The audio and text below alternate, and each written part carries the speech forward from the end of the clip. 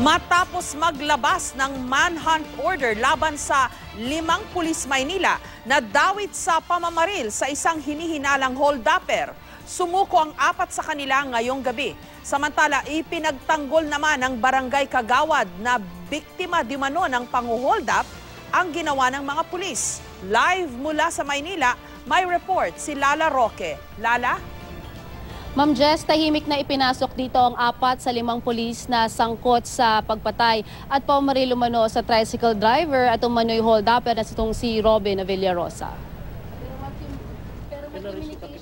Pasado 6:00 ngayong gabi, sumuko na ang 4 sa 5 pulis Maynila na sinampahan ng reklamong murder, kaugnay ng pamamaril at pagkakapatay sa isang tricycle driver na hinihinalang hold-upper. Bago nito, nakipag-usap muna sila kay MPD Station 4 Commander Superintendent Manan Muarip sa isang lugar sa Yacal Street sa Maynila kaninang hapon. Medyo bothered din sila dahil sa mga balitang naibabalita against sa kanila. So, nagpunta muna sila sa kanilang mga mahal sa buhay at nangonsulta. Then, nung napagmuni-muni nga nila na kailangan talagang bumalik dito at kasi nga hinahanap na rin sila. Sa ngayon, nasa headquarters na ng Manila Police District ang 4 kabilang sina Senior Inspector Romel Salazar, PO3 Ferdinand Valera, PO1 Ronald De Pasina at PO1 Diomar Landoy. Ang panglima na si PO1 Ruel Landrito, inaasahang susuko na rin daw matapos magpadala ng surrender feelers. Yung isa pa, we hope na mag-surrender din siya anytime today or tonight. Tonight, anytime tonight. Okay. Sino po yung hindi sumuko for the record? PO1 Landrito. Opo. So pinaghahanap pa rin po siya? Oh yes, mayroon na rin feelers doon at anytime siguro kung makontak, makapag-surrender na rin eventually.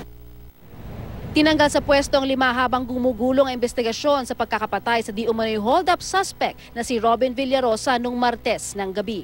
Pero para sa isang barangay Kagawad na biktima di umano ng pang-hold up, bayani raw ang mga pulis. May baril po, yung sumakay, yung nang-hold up sa akin talaga may baril. Pinutokan po ako.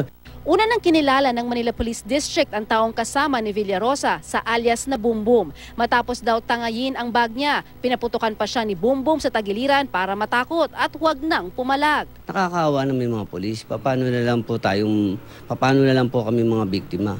Baka sa susunod wala na magtanggol.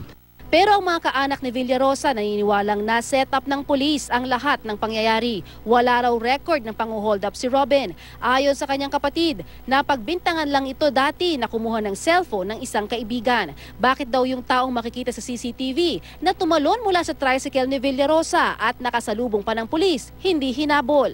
Nakasalubong pa po nung pulis yung isang bumaba, yung pagliko, yung may dala ng bag na hold up daw. Hindi niya hinarang. Samantalang yung kapatid ko nakahinto na, corner na eh. Isa sa aspeto na inimbestigahan ng ating Special Investigation Team, bakit gano'n na napabayaan yung tumalon sa tricycle. I assure the public na yung ating investigation ay magpo-prosper sa court. Hustisya ang hiling ng mga kaanak ni Villarosa. Tataas na po, umupo, nakaganyan, biglang binaril. Ulo pa po.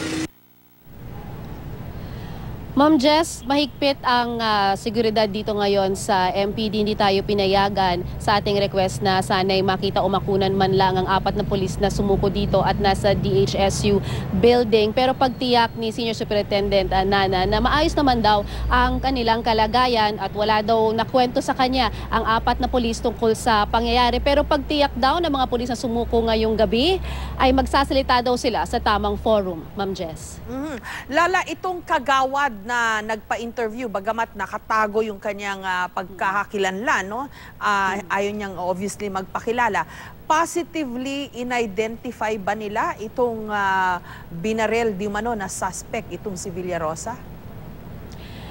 Hindi natin siya talaga nagkaroon, di tayo nagkaroon ng pagkakataon na ma-confirm yan, Ma'am Jess, kaya hindi natin matiyak, bagaman ang ating kasamahang si Chino Gason may-aring meron pang ibang mga balita na maaring nakausap siya sa likod ng camera, Ma'am Jess. Okay, kasi medyo in question ngayon yung identity nitong binarel, no, na si Villarosa, kung suspect ba siyang talaga o hindi. Dahil sinasabi nga ng pulis, suspect yan, modus na-establish nila na ganyan ang modus nila dati pa. Pero sabi naman ng pamilya, hindi, walang record yan, hindi yan hold-upper.